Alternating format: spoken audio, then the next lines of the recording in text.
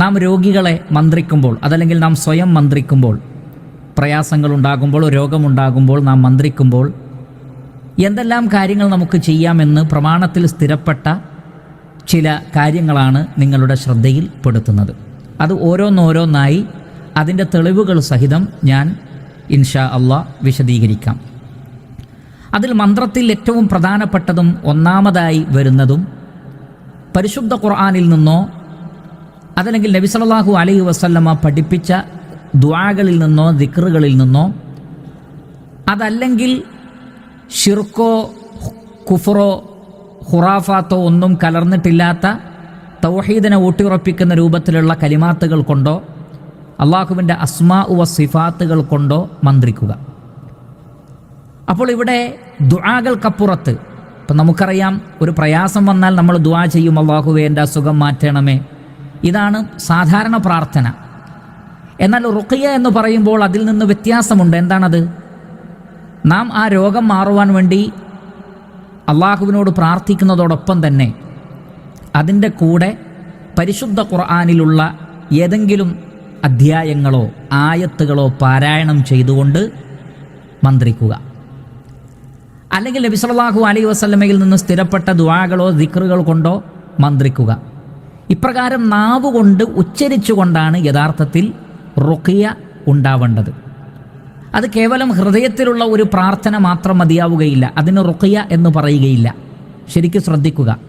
മന്ത്രമാവണമെങ്കിൽ നമ്മുടെ ചുണ്ടുകൊണ്ടും നാവുകൊണ്ടും മന്ത്രിക്കണം. സാധാരണ മലയാളത്തിൽ നമ്മൾ മന്ത്രം എന്ന് പറയുമ്പോൾ, മന്ത്രിക്കുക എന്നൊക്കെ പറയുമ്പോൾ നമ്മുടെ ചുണ്ട് അനങ്ങണം. അപ്പോൾ നമ്മളുടെ നാവ് അതേപോലെ തന്നെ ചുണ്ടുകൾ അനങ്ങിക്കൊണ്ട് പ്രത്യേകമായിട്ടുള്ള ദിക്റുകളോ ദുആകളോ അല്ലെങ്കിൽ ഖുർആനിലെ ആയത്തുകളോ വചനങ്ങളോ ഓതിക്കൊണ്ടായിരിക്കണം മന്ത്രിക്കേണ്ടത്. അപ്പോൾ മന്ത്രത്തിൽ ഏറ്റവും പ്രധാനപ്പെട്ടത് ഒന്നുകിൽ ഖുർആനിൽ നിന്ന്, അല്ലെങ്കിൽ സ്ഥിരപ്പെട്ട ദിക്റുകളിൽ നിന്ന്, ദുആകളിൽ നിന്ന്, അല്ലെങ്കിൽ അള്ളാഹുവിൻ്റെ അസ്മാഉ വ സിഫാത്തുകൾ ഉപയോഗിച്ചുകൊണ്ടാണ് മന്ത്രിക്കേണ്ടത്. അതോടൊപ്പം തന്നെ തൗഹീദിൽ അധിഷ്ഠിതമായ മറ്റു നല്ല വാക്കുകളും ഉപയോഗിക്കുന്നത് കൊണ്ട് വിരോധമില്ല. ശിർക്ക് കലരുന്നില്ല എന്ന് ഉറപ്പുവരുത്തണം. അതുകൊണ്ട് തന്നെ അർത്ഥമറിയാത്ത ഭാഷയിലോ അർത്ഥമില്ലാത്ത അക്കങ്ങളോ കള്ളികളോ അക്ഷരങ്ങളോ ഒന്നും ഉണ്ടാകുവാനും പാടില്ല. ഇതിനുള്ള തെളിവ് എന്താണ്? ഇമാം ബുഖാരി റഹിമഹുല്ലാ അദ്ദേഹത്തിൻ്റെ സ്വഹീഹിൽ ഉദ്ധരിക്കുന്നു. ആയിഷ റളിയല്ലാഹു തആല അൻഹയിൽ നിന്നുള്ള ഹദീസാണ്.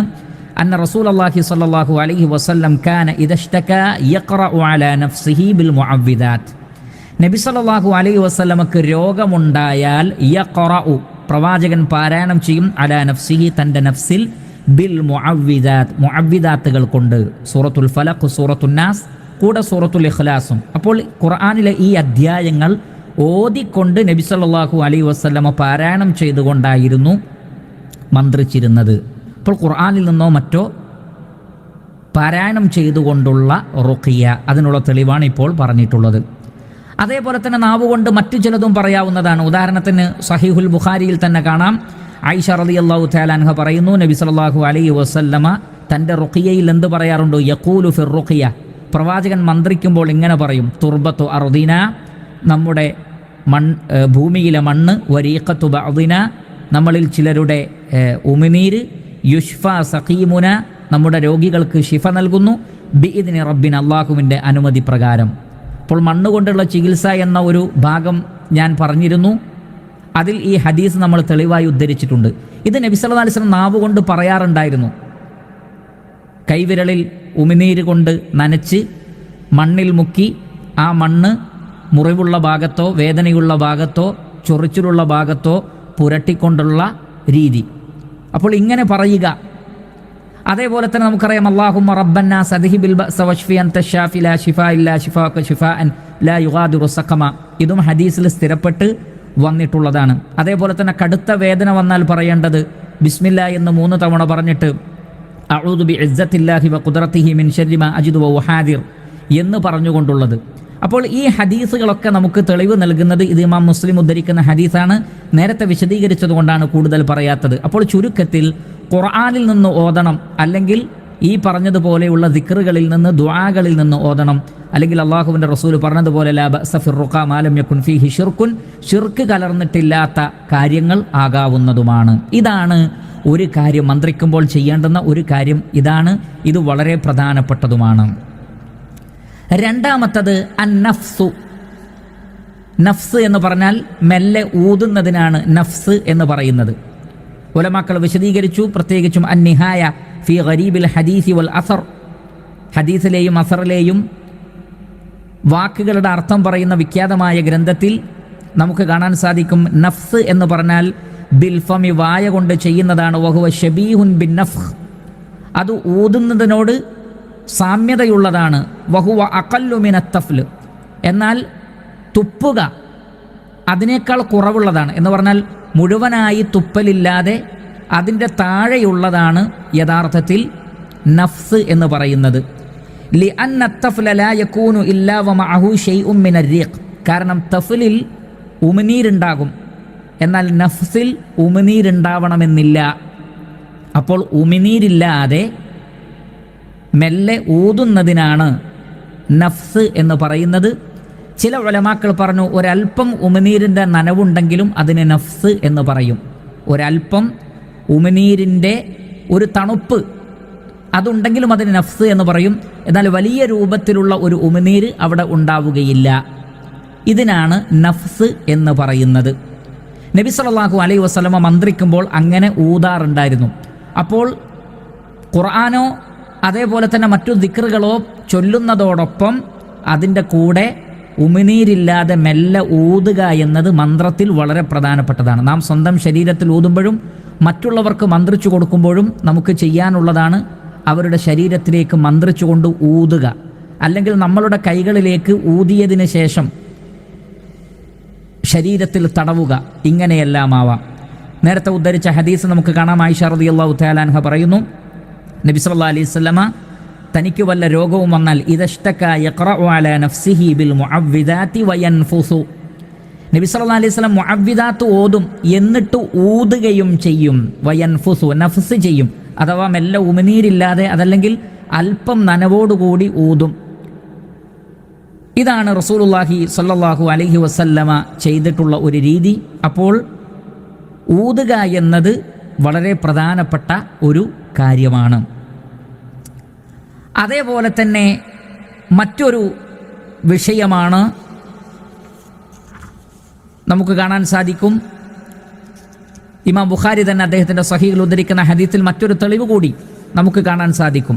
ആയിഷ റളിയല്ലാഹു തആല അൻഹ പറയുന്നു, അന്ന നബിയ സല്ലല്ലാഹു അലൈഹി വസല്ലം കാന ഇദാ അവ ഇലാ ഫിറാശി, പ്രവാചകൻ തൻ്റെ ഫിറാഷിലേക്ക്, വിരിപ്പിലേക്ക് പോകുമ്പോൾ, കുല്ല ലൈലത്തിൻ, എല്ലാ രാത്രിയിലും, ജമഅ കഫൈഹി, തൻ്റെ രണ്ട് കൈകളും ഇങ്ങനെ ചേർത്ത് വെക്കും. ജമഅ കഫൈഹി സുമ്മ നഫസ ഫീഹിമ, എന്നിട്ട് പ്രവാചകൻ കൈകളിലേക്ക് ഊതും എന്ന് പ്രവാചകൻ ഊതും. പിന്നെ ഫഖറഅ ഫീഹിമ, എന്നിട്ട് ഖുർആൻ പാരായണം ചെയ്യും. ഏതൊക്കെയാണ്? ഖുൽ ഹുവല്ലാഹു അഹദ്, വഖുൽ അഊദു ബിറബ്ബിൽ ഫലഖ്, വഖുൽ അഊദു ബിറബ്ബിൻ നാസ്. ഈ 3 സൂറത്തുകളും നബി സല്ലല്ലാഹു അലൈഹി വസല്ലമ ആദ്യം ഊതിയതിന് ശേഷം പിന്നെ പാരായണം ചെയ്യും. എന്നാൽ വേറെ ചില റിവായത്തുകളിൽ പാരായണം ചെയ്തതിന് ശേഷം നബി സല്ലല്ലാഹു അലൈഹി വസല്ലമ ഊതും. അപ്പോൾ ഇത് രണ്ടുമാകാം. ആദ്യം ഊതിയതിന് ശേഷം പാരായണം ചെയ്യാം, അല്ലെങ്കിൽ പാരായണം ചെയ്തതിന് ശേഷം ഊതുകയും ചെയ്യാം. നബി സല്ലല്ലാഹു അലൈഹി വസല്ലം അങ്ങനെ ചെയ്യാറുണ്ട്. എന്നിട്ട് സുമ്മ യംസഹു ബിഹിമാ മസ്തതഅ മിൻ ജസദിഹി, തൻ്റെ ശരീരത്തിൽ സാധിക്കാവുന്ന സ്ഥലങ്ങളിലെല്ലാം നബി സല്ലല്ലാഹു അലൈഹി വസല്ലമ തൻ്റെ കൈകൾ കൊണ്ട് തടവുകയും ചെയ്യും. അപ്പോൾ കൈകളിലേക്ക് ഊതിയതിന് ശേഷം ഖുർആൻ പാരായണം ചെയ്ത് ശരീരത്തിൽ മുഴുവൻ തടവുന്ന രീതി, ഇത് റുഖിയയുടെ ഒരു രീതിയാണ്. റുഖിയ ചെയ്യുന്ന സന്ദർഭത്തിലും ഇതേപോലെ നബി സല്ലല്ലാഹു അലൈഹി വസല്ലമ തടവാറുണ്ടായിരുന്നു. ഓതിയതിന് ശേഷം പിന്നീട് ഊതുകയും പിന്നീട് തടവുകയും ചെയ്യാറുണ്ട്. ഇമാം നവവി റഹിമഹുല്ല അദ്ദേഹത്തിൻ്റെ ശറഹ് മുസ്ലിമിൽ രേഖപ്പെടുത്തുന്നത്, വന്നഫ്സു നഫ്ഖുൻ ലതീഫുൻ ബിലാ റീഖിൻ ഫീ, നഫ്സ് എന്ന് പറഞ്ഞാൽ അത് ചെറിയ രൂപത്തിലുള്ള ഊത്താണ്. ബിലാ റീഖിൻ ഫീ, അതിൽ ഉമിനീരുണ്ടാവുകയില്ല. അതേപോലെ തന്നെ റുഖിയ ചെയ്യുമ്പോൾ ഫീഹി ഇസ്തിഹ്ബാബുൻ നഫ്സി ഫി റുഖിയ, റുഖിയ ചെയ്യുമ്പോൾ ഊതാമെന്നതിനുള്ള തെളിവ് അദ്ദേഹം ഉദ്ധരിച്ച ഹദീസിൽ ഉണ്ട്. വഖദ് അജ്മഉ അലാ ജവാസിഹി, അങ്ങനെ ഊതാമെന്നതിൽ പണ്ഡിതന്മാരുടെ ഇജ്മാ ഉണ്ട്. വസ്തഹബ്ബഹുൽ ജുംഹൂറു, അതല്ല മഹാഭൂരിപക്ഷം പണ്ഡിതന്മാരും പറഞ്ഞത് അത് മുസ്തഹബാണ്, വളരെ നല്ലതാണ്, കേവലം ജായിസ് അല്ല, മറിച്ച് അതിൻ്റെ മേലെ നിൽക്കുന്ന വളരെ നല്ല ഒരു കാര്യമാണ്. സ്വഹാബികളും താബീങ്ങളും അതിനുശേഷമുള്ളവരുമെല്ലാം തന്നെ ആ വിഷയം പറഞ്ഞിട്ടുണ്ട് എന്ന് അദ്ദേഹം വിശദീകരിക്കുന്നു. എന്നിട്ട് അദ്ദേഹം പറഞ്ഞു, വഖദ് ഇഖ്തലഫൽ ഉലമാഉ ഫിൻ നഫ്സി വത്തഫ്ലി ഫഖീല ഹുമാ ബിമഅനൻ വലാ യകൂനാനി ഇല്ലാ ബിരീഖിൻ. നഫസും അതേപോലെ തഫലും ഇത് രണ്ടുമുണ്ട്, രണ്ടും ഒന്നാണ്, രണ്ടും ഊതുക എന്നതിനാണ് ഉപയോഗിക്കുന്നത്, ഉമിനീരില്ലാതെ എന്ന് പറഞ്ഞിട്ടുണ്ട്. എന്നാൽ വേറെ ചില പണ്ഡിതന്മാർ പറഞ്ഞു തഫ്ല് എന്ന് പറഞ്ഞാൽ നേരിയ രൂപത്തിലുള്ള ഒരു ഉമിനീർ അതിലുണ്ടാകും. എന്താണ് പറഞ്ഞത്? ഫിത്തഫ്ലി റീഖുൻ യസീർ, ചെറിയ രൂപത്തിലുള്ള ഉമിനീർ അതിലുണ്ടാകും. എന്നാൽ വലാ യകൂനു ഫിൻ നഫ്സ്, നഫ്സിൽ അത് ഉണ്ടാവുകയില്ല. വേറെ ചിലർ പറഞ്ഞു നഫ്സിൽ നേരിയ ഉമിനീർ ഉണ്ടാകും, തഫ്ലിൽ അതുണ്ടാവുകയില്ല. പക്ഷെ ആദ്യം പറഞ്ഞതാണ് ശരി, നഫ്സ് എന്ന് പറഞ്ഞാൽ അതിൽ ഉമിനീരുണ്ടാവുകയില്ല. അപ്പോൾ ഉമിനീരില്ലാതെ ഊതുക, ഒന്നുകിൽ ശരീരത്തിലേക്ക് ഡയറക്റ്റ് ഊതാം, വേദനയുള്ള ഭാഗത്തേക്ക് ഡയറക്റ്റ് ഊതാം, അല്ലെങ്കിൽ നമ്മുടെ കൈകളിലേക്ക് ഊതിയിട്ട് ഖുർആൻ ഓതുക, അല്ലെങ്കിൽ ഖുർആൻ ഓതിയിട്ട് ഊതുക, എന്നിട്ട് സ്വന്തം ശരീരത്തിൽ തടവുക, അല്ലെങ്കിൽ മറ്റൊരാൾക്ക് മന്ത്രിച്ചു കൊടുക്കുകയാണെങ്കിൽ, നമുക്ക് സ്പർശിക്കാൻ അനുവാദമുള്ളവരാണെങ്കിൽ സ്പർശിച്ചുകൊണ്ട്, സ്പർശിക്കാൻ അനുവാദമില്ലാത്തവരാണെങ്കിൽ ഊതിക്കൊണ്ട്, ഇനി അതിനും കഴിയുകയില്ല എങ്കിൽ അവർക്ക് വേണ്ടി നമുക്ക് പ്രാർത്ഥിക്കാമെന്ന് മാത്രം. ഈ രൂപത്തിലാണ് ആ വിഷയത്തെ സംബന്ധിച്ച് മനസ്സിലാക്കേണ്ടത്. അപ്പോൾ രണ്ടാമത്തൊരു കാര്യമാണ് നഫ്സ്, ഊതിക്കൊടുക്കുക. അസാലിസു, മൂന്നാമത്തതാണ് അത്തഫ്ലു. തഫ്ലു എന്ന് പറഞ്ഞാൽ ഞാൻ നേരത്തെ വിശദീകരിച്ചു, ഉലമാക്കൾ വിശദീകരിച്ചു. നഫ്ഖുൻ മഅഹു അദ്ന ബുസാഖ്, ചെറിയ ഒരു ഉമിനീർ അതിലുണ്ടാകും. ഉമിനീർ വേണം. വഹുവ അക്സറു മിനൻ നഫ്സ്, അത് നഫ്സിനേക്കാൾ കുറച്ചുകൂടി മേലെയുള്ളതാണ്. അപ്പം നഫ്സ് എന്ന് പറഞ്ഞാൽ ഉമിനീരില്ലാതെ ഊതുന്നതാണെങ്കിൽ ഒരല്പം ഉമിനീര് കൂടി ഉപയോഗപ്പെടുത്തുക മന്ത്രത്തിൽ, അതിനാണ് തഫ്ല് എന്ന് പറയുന്നത്. അതിനെന്താണ് തെളിവ്? ഇമാം ബുഖാരി റഹിമഹുല്ല അദ്ദേഹത്തിൻ്റെ സ്വഹീഹിൽ ഉദ്ധരിക്കുന്നു, ഫൻതലഖ യത്ഫിലു അലൈ, അബൂ സഈദ് അൽ ഖുദരി റളിയല്ലാഹു അൻഹു എന്നുള്ള ഹദീസ്. ഈ ഹദീസ് ഞാൻ തുടക്കത്തിൽ ഉദ്ധരിച്ചിട്ടുണ്ട്. ഫാത്തിഹയുടെ മന്ത്രത്തിൽ ഫാത്തിഹയുടെ പ്രാധാന്യം പറയുന്നിടത്ത് നാം ഉദ്ധരിച്ചിട്ടുണ്ട്. ഒരു ഗോത്രത്തിലെ നേതാവിനെ തേളുകുത്തി, അപ്പോൾ അവർക്ക് വേണ്ടി മന്ത്രിച്ചപ്പോൾ 7 തവണ സൂറത്തുൽ ഫാത്തിഹ ഓതിക്കൊണ്ടാണ് മന്ത്രിച്ചത്. അങ്ങനെ മന്ത്രിക്കുമ്പോൾ അബൂ സഈദ് അൽ ഖുദരി റളിയല്ലാഹു അൻഹു ചെയ്തതെന്താണ്? ഫൻതലഖ യത്ഫിലു അലൈഹി വയഖറഉ അൽഹംദുലില്ലാഹി റബ്ബിൽ ആലമീൻ, അൽഹംദുലില്ലാഹി റബ്ബിൽ ആലമീൻ എന്നുള്ള സൂറത്തുൽ ഫാത്തിഹ ഓതിക്കൊണ്ട് ആ വ്യക്തിക്ക് തേളുകുത്തിയ ഭാഗത്തേക്ക് അദ്ദേഹം തുപ്പുകയുണ്ടായി. അല്ലെങ്കിൽ നേരിയ ഉമിനീര് കലർന്ന രൂപത്തിലാണ് അവിടെ മന്ത്രിച്ചിട്ടുള്ളത്. അപ്പോൾ ഇപ്രകാരം ഒരല്പം ഉമിനീര് ഈ പറഞ്ഞതുപോലെ വിഷം തീണ്ടിയ ഭാഗത്തോ മുറിവ് പറ്റിയ ഭാഗത്തോ റുഖിയ ചെയ്യുമ്പോൾ മന്ത്രിച്ചിട്ട് അല്പം ഉമിനീര് കൂടി ചേർക്കുന്നതിന് വിരോധമില്ല. നബി സല്ലല്ലാഹു അലൈഹി വസല്ലമയോട് ഈ കാര്യം സ്വഹാബികൾ പറഞ്ഞപ്പോൾ നബി സല്ലല്ലാഹു അലൈഹി വസല്ലമ അത് വിലക്കിയിട്ടില്ല. മാത്രമല്ല, നാം നേരത്തെ ഉദ്ധരിച്ച ഹദീസ് ഒന്നുകൂടി ഉദ്ധരിക്കാം. ഇമാം ബുഖാരി അദ്ദേഹത്തിൻ്റെ സ്വഹീഹിൽ ഉദ്ധരിക്കുന്നു. അവിടെ നബി സല്ലല്ലാഹു അലൈഹി വസല്ലമ മന്ത്രിക്കുമ്പോൾ എന്താണ് ചെയ്യാറുള്ളത്? കാന നബിയു സല്ലല്ലാഹു അലൈഹി വസല്ലം യഖൂലു ഫി റുഖിയ, അല്ലാഹുവിൻ്റെ റസൂൽ റുഖിയയിൽ പറയാറുണ്ട്, തുർബത്തു അർദിനാ വരീഖത്തു ബഅദിനാ, നമ്മുടെ ഭൂമിയിലെ മണ്ണും നമ്മിൽ ചിലരുടെ റീഖത്തും അഥവാ ഉമിനീരും. അപ്പോൾ അവിടെ നബി സല്ലല്ലാഹു അലൈഹി വസല്ലം ഉമിനീര് ഉപയോഗപ്പെടുത്തുന്നുണ്ട്. അത് മന്ത്രത്തിൽ വളരെ പ്രധാനപ്പെട്ടതാണ്. അപ്പോൾ ഉമിനീരോടുകൂടിയുള്ളതിനാണ് തഫ്ല് എന്ന് പറയുന്നത്. ഉമിനീരില്ലാതെ ഊതലുമാവാം, അതിനാണ് നഫ്സ് എന്ന് പറയുന്നത്. അപ്പോൾ ഈ 2 കാര്യങ്ങൾ, അപ്പോൾ 3 കാര്യങ്ങൾ പഠിച്ചു. ഒന്ന്, ഖുർആൻ പാരായണം ചെയ്യണം, അല്ലെങ്കിൽ മറ്റു ദിക്റുകൾ ചൊല്ലണം. രണ്ടാമത്തത് നേരിയ രൂപത്തിൽ ഊതാം. മൂന്നാമത്തത് അല്പം ഉമിനീര് കലർത്തുന്നതിനും വിരോധമില്ല. ഇമാം ഇബ്നു ഹജർ അൽ അസ്കലാനി റഹിമഹുല്ലാ അദ്ദേഹത്തിൻ്റെ ഫത്ഹുൽ ബാരിയിൽ രേഖപ്പെടുത്തി, ലിഅന്നൽ മത്ലൂബ ഫിർ റുഖിയ അത്തബറുകു ബിറുതൂബത്തി الذിക്രി കമാ തഖദ്ദം വൽ മത്ലൂബു ഹുനാ തർശ യാതീനി വഇദ്ഹാറു ഇഹ്തിഖാരിഹി വസ്തിഖ്ദാറുഹു.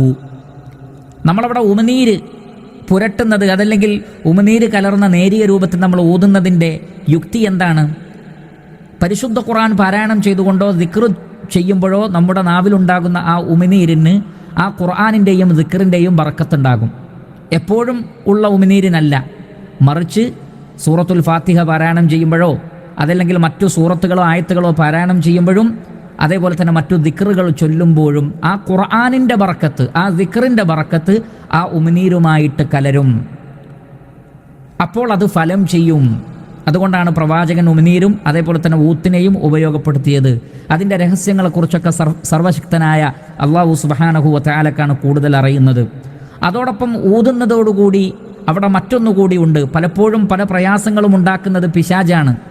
ആ പിശാജ് യഥാർത്ഥത്തിൽ നിസ്സാരമാണ് എന്നും ഖുർആനിക വചനങ്ങൾ ഓതിക്കൊണ്ട് ഒന്ന് ഊതിയാൽ തന്നെ ആ പിശാജിൻ്റെ എല്ലാ തന്ത്രങ്ങളും നിസ്സാരമായി പോവുകയും നിഷ്ഫലമായി പോവുകയും ചെയ്യുമെന്ന ഒരു തത്വം കൂടി അതിലുണ്ട് എന്ന് മഹാനായ ഇബ്നു ഹജറുൽ അസ്കലാനി റഹിമഹുല്ല രേഖപ്പെടുത്തിയത് നമുക്ക് കാണാൻ സാധിക്കുന്നതാണ്. ഇബ്നുൽ ഖയ്യിമുൽ ജൗസി റഹിമഹുല്ല അദ്ദേഹത്തിൻ്റെ അത്തിബുൻ നബവി എന്ന കിതാബിൽ അദ്ദേഹം രേഖപ്പെടുത്തി, വഫിൻ നഫ്സി വത്തഫ്ലി ഇസ്തിആനത്തുൻ ബിതിൽക റുതൂബതി വൽ ഹവാ വന്നഫ്സിൽ മുബാശറതി വന്നഫ്സിൽ മുബാശിരി ലിർറുഖിയ വദ്ദിക്രി വദ്ദുആ ഫഇന്ന الرقية تخرج من قلب الراقي وفمه فإذا صاحبها شيء من أجزاء باطنه من الريق والهواء والنفس كانت أتم تأثيرا وأقوى فعلا ونفوذا. ഇബ്നുൽ ഖയ്യിമുൽ ജൗസി റഹിമഹുല്ലാഹ് രേഖപ്പെടുത്തി, നാം മന്ത്രിച്ചതിന് ശേഷം ഊതുമ്പോഴോ അല്ലെങ്കിൽ അല്പം ഉമിനീര് നാം ഉപയോഗപ്പെടുത്തുമ്പോഴോ ആ ഖിറാഅത്തിലൂടെ ഉണ്ടാകുന്ന ആ നനവിനെ നമ്മൾ ഉപയോഗപ്പെടുത്തുകയാണ്. അത് ബാഹ്യമായ കാറ്റുമായും അതേപോലെ തന്നെ ശ്വാസവുമായും നമ്മൾ ഊതുമ്പോൾ ഈ റുതൂബ, ഈ നനവ് വായുവുമായി ചേരുന്നു. അതിൽ പിന്നീട് ദിക്റുണ്ടാകുന്നു, ദുആ ഉണ്ടാകുന്നു. അതേപോലെ തന്നെ മന്ത്രിക്കുന്ന ആളുടെ ഹൃദയത്തിൽ നിന്ന് അയാളുടെ ഈമാനും ഇഖ്ലാസും അനുസരിച്ചാണ് അത് പുറത്തു വരുന്നത്. അങ്ങനെ അതും ഉമിനീരും അതേപോലെ തന്നെ കാറ്റും എല്ലാം കൂടി ചേരുമ്പോൾ അതിന് വലിയ ഒരു തഅ്സീർ ഉണ്ടാകും, ഒരു വലിയ ഫലമുണ്ടാകും എന്ന് ഇബ്നുൽ ഖയ്യിമുൽ ജൗസി റഹിമഹുല്ലാഹ് രേഖപ്പെടുത്തിയത് കാണാൻ സാധിക്കും. അപ്പോൾ മന്ത്രിക്കുമ്പോൾ അല്പം ഉമിനീര് കൂടി ഉപയോഗപ്പെടുത്തുന്നത് വളരെയധികം ഫലപ്രദമാണ്. നാലാമത്തത് അൽ മസ്ഹു, അതേപോലെ തന്നെ വൽ വളുഉ, തടവുക, അതല്ലെങ്കിൽ കൈ വേദനയുള്ളിടത്ത് വെക്കുക. സാധാരണ ദുആകളിൽ അത് ആവശ്യമില്ല. പക്ഷേ റുഖിയയിൽ നാം മന്ത്രിക്കുമ്പോൾ, സ്വയം മന്ത്രിക്കുമ്പോൾ അല്ലെങ്കിൽ മറ്റുള്ളവർക്ക് മന്ത്രിച്ചു കൊടുക്കുമ്പോൾ കൈകൊണ്ട്, വലത് കൈകൊണ്ട്, പ്രത്യേകിച്ചും വലത് കൈകൊണ്ട് തടവുക എന്നത് വളരെ പ്രധാനപ്പെട്ടതാണ്. ഇല്ല എങ്കിൽ വേദനയുള്ളിടത്ത് കൈ വെക്കുകയെങ്കിലും ചെയ്യുക. ഇമാം മുസ്ലിം റഹിമഹുല്ലാഹ് അദ്ദേഹത്തിൻ്റെ സ്വഹീഹിൽ ഉദ്ധരിക്കുന്ന ഹദീസിൽ കഴിഞ്ഞ സന്ദർഭത്തിൽ കടുത്ത വേദന ഉണ്ടാകുമ്പോഴുള്ള മന്ത്രം പറഞ്ഞിടത്ത് നമ്മൾ ഈ ഹദീസ് കൊണ്ടുവന്നിട്ടുണ്ട്. അവിടെ നബി സല്ലല്ലാഹു അലൈഹി വസല്ലം പറയുന്നത് വഅയദക അലല്ലദീ തഅല്ലമ മിൻ ജസദിക്, നിന്റെ ശരീരത്തിൽ വേദനയുള്ളിടത്ത് നിന്റെ കൈ വെക്കുക എന്നാണ്. അപ്പോൾ കൈ വെക്കൽ വളരെ പ്രധാനപ്പെട്ടതാണ്. എന്നിട്ട് വഖുൽ ബിസ്മില്ലാഹി സലാസൻ വഖുൽ സബഅ മറാത്തിൻ അഊദു ബില്ലാഹി വഖുദ്റതിഹി മിൻ ശർരി മാ അജിദു വഹാദിർ. 3 തവണ ബിസ്മില്ലാ എന്ന് പറഞ്ഞു പിന്നെ അഊദു ബിഇസ്സത്തില്ലാഹി വഖുദ്റതിഹി എന്ന് തുടങ്ങുന്ന ദിക്ർ 7 തവണയും പറയുക. അപ്പോൾ കൈ വെക്കാൻ പ്രവാചകൻ നിർദ്ദേശിച്ചു. അതേപോലെ തന്നെ ഇമാം നസായി റഹിമഹുല്ലാഹ് അദ്ദേഹത്തിൻ്റെ സുനനുൽ കുബ്രയിൽ രേഖപ്പെടുത്തുന്നത് നബി സല്ലല്ലാഹു അലൈഹി വസല്ലമ അദ്ദേഹത്തോട് പറഞ്ഞു, ഫംസഹ് ബിഹി 7 മറാത്തിൻ, 7 തവണ കൈകൊണ്ട് തടവുക എന്നാണ് പറഞ്ഞത്. മാത്രമല്ല, നമ്മൾ എങ്ങനെയാണ് കടുത്ത വേദന ഉണ്ടാകുമ്പോൾ മന്ത്രിക്കേണ്ടത് എന്ന് പറഞ്ഞപ്പോൾ പറഞ്ഞിരുന്നു, ഓരോ തവണ ദിക്ർ ചൊല്ലുമ്പോഴും കൈ ഉയർത്തി തടവുക. അപ്പോൾ മന്ത്രത്തിൽ പ്രധാനപ്പെട്ട 2 രീതിയാണ്, ഒന്ന് കൈവക്കലും മറ്റൊന്ന് തടവലും. ഇത് 4ാമത്തെ രൂപമാണ്. ഇനി 5ാമത്തത് മണ്ണ് അല്പം ഉപയോഗപ്പെടുത്തുക എന്നതാണ്. അരീഖത്തു മഅത്തുർബ, മണ്ണ് ഉപയോഗപ്പെടുത്തുക ഉമിനീരിൻ്റെ കൂടെ. ഞാൻ നേരത്തെ പറഞ്ഞ ഹദീസാണ് അതിൻ്റെ തെളിവ്. തുർബത്തു അർദിന വരീഖത്തു ബഅദിന യുഷ്ഫാ സഖീമുന ബിഇദ്നി റബ്ബിന. ഇമാം ബുഖാരി അദ്ദേഹത്തിൻ്റെ സ്വഹീഹിൽ ഉദ്ധരിക്കുന്ന ഹദീസ്. ഭൂമിയിലെ മണ്ണും നമ്മുടെ ഉമിനീരും കൊണ്ട് രോഗികൾക്ക് അല്ലാഹുവിൻ്റെ അനുമതി പ്രകാരം ശിഫ ലഭിക്കുന്നു. അപ്പോൾ ഉമിനീരും മണ്ണും കൂടി കലർത്തിയതിന് ശേഷം വേദനയുള്ള ഭാഗത്ത് പുരട്ടുന്നത് തീർച്ചയായും റുഖിയയിൽ ഉപയോഗിക്കാവുന്ന ഒരു രീതിയാണ്. നബി സല്ലല്ലാഹു അലൈഹി വസല്ലമ നമുക്ക് അത് കാണിച്ചു തന്നിരിക്കുന്നു. അതെങ്ങനെയാണ് ചെയ്യേണ്ടത് എന്ന് സുഫിയാൻ ഇബ്നു ഉയൈന ഈ ഹദീസ് ഉദ്ധരിക്കുന്ന മഹാപണ്ഡിതനെ രേഖപ്പെടുത്തി. അദ്ദേഹം തൻ്റെ ചൂണ്ടുവിരൽ നനച്ചുകൊണ്ട് ഭൂമിയിൽ, ഉമിനീര് കൊണ്ട് നനച്ചുകൊണ്ട് ഭൂമിയിൽ കുത്തുകയും അതിൽ പറ്റിപ്പിടിച്ച മണ്ണ് വേദനയുള്ളിടത്ത് പുരട്ടിക്കൊണ്ട് അദ്ദേഹം കാണിച്ചു. ബിസ്മില്ലാ എന്ന് പറഞ്ഞുകൊണ്ട് തുർബത്തു അർദിന ബിരീഖത്തി ബഅദിന ലിയുഷ്ഫാ ബിഹി സഖീമുന ബിഇദ്നി റബ്ബിന എന്ന് ചൊല്ലുകയും ചെയ്യുക. അപ്പോൾ അവിടെയും നമുക്ക് കാണാൻ സാധിക്കുന്നത് ഈ ഒരു കാര്യമാണ്. അപ്പോൾ 5ാമത്തെ രീതിയിൽ നമുക്ക് കാണാൻ സാധിക്കുന്നത് അല്പം മണ്ണും ഉമിനീരും കൂടി കലർത്തുക എന്നത് റുഖിയയിലെ മറ്റൊരു ഭാഗമാണ്. അതുകൊണ്ട് തന്നെ ഫത്ഹുൽ ബാരിയിൽ ഇബ്നു ഹജർ അസ്കലാനി രേഖപ്പെടുത്തി, വഖൗലുഹു ബിരീഖത്തി ബഅദിന, നമ്മളിൽ ചിലരുടെ ഉമിനീര് കൊണ്ട് എന്നത് നബി സല്ലല്ലാഹു അലൈഹി വസല്ലമ മന്ത്രിക്കുന്ന സന്ദർഭത്തിൽ അല്പം ഉമിനീര് ഉപയോഗിക്കാറുണ്ടായിരുന്നു എന്നതിന് ഇതിൽ തെളിവുണ്ട് എന്നും ഇബ്നു ഹജർ അസ്കലാനി റഹ്മഹുല്ലാഹ് അദ്ദേഹത്തിൻ്റെ ഫത്ഹുൽ ബാരിയിൽ രേഖപ്പെടുത്തുന്നുണ്ട്. ഇനി ആറാമത്തൊരു രീതിയാണ് ഉപ്പും വെള്ളവും കൂടി മിക്സ് ചെയ്തുകൊണ്ടുള്ള, അതോടൊപ്പം ഖുർആൻ ഓതിക്കൊണ്ടുള്ള ഒരു രീതി. നമുക്ക് കാണാൻ സാധിക്കും, ഇബ്നു മാജ റഹിമഹുല്ലാഹ് അദ്ദേഹത്തിൻ്റെ സുനനിൽ ഉദ്ധരിക്കുന്ന ഹദീസാണ്. മുഹമ്മദ് നാസിറുദ്ദീൻ അൽബാനിയെ പോലെയുള്ള പണ്ഡിതന്മാർ സ്വഹീഹെന്ന് വിധിച്ചിട്ടുള്ള ഹദീസിൽ നമുക്ക് കാണാം. അലി റളിയല്ലാഹു തആല അൻഹു പറയുന്നു, ബൈന റസൂലുള്ളാഹി സ്വല്ലല്ലാഹു അലൈഹി വസല്ലം ദാത്ത ലൈലത്തിൻ യുസല്ലി, ഒരു രാത്രിയിൽ ഒരിക്കൽ നബി സല്ലല്ലാഹു അലൈഹി വസല്ലം നമസ്കരിക്കുകയായിരുന്നു. ഫവളഅ യദഹു അലൽ അർദി, നബി സല്ലല്ലാഹു അലൈഹി വസല്ലം തൻ്റെ കൈ നിലത്ത് വെച്ചപ്പോൾ ഫലദഗതുഹു ആഖറബുൻ ഫനാവലഹ റസൂലുള്ളാഹി സ്വല്ലല്ലാഹു അലൈഹി വസല്ലം ബിനഅലിഹി ഫഖതലഹ, നബി സല്ലല്ലാഹു അലൈഹി വസല്ലമയെ ഒരു തേള് കുത്തി പ്രവാചകൻ കൈ നിലത്ത് വെച്ചപ്പോൾ നബി സല്ലല്ലാഹു അലൈഹി വസല്ലം തൻ്റെ ചെരുപ്പ് കൊണ്ട് അതിനെ കൊന്നുകളഞ്ഞു. ഫലം മൻസറഫ, എന്നിട്ട് നമസ്കാരത്തിന് ശേഷം, അപ്പോൾ നമസ്കാരത്തിൽ തന്നെയാണ് നബി സല്ലല്ലാഹു അലൈഹി വസല്ലം അത് ചെയ്തത്. നമസ്കാരത്തിന് ശേഷം നബി സല്ലല്ലാഹു അലൈഹി വസല്ലം പറഞ്ഞു, ലഅന അല്ലാഹുൽ അഖറബ്, ഈ തേളിന് അള്ളാഹുവിൻ്റെ ശാപമുണ്ടാകട്ടെ. എന്താണ് കാര്യം?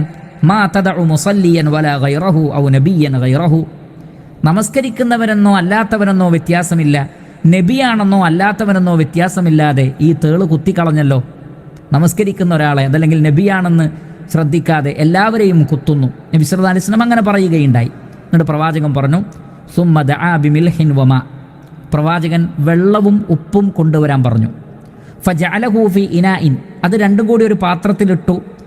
എന്നിട്ട് എന്ത് ചെയ്തു?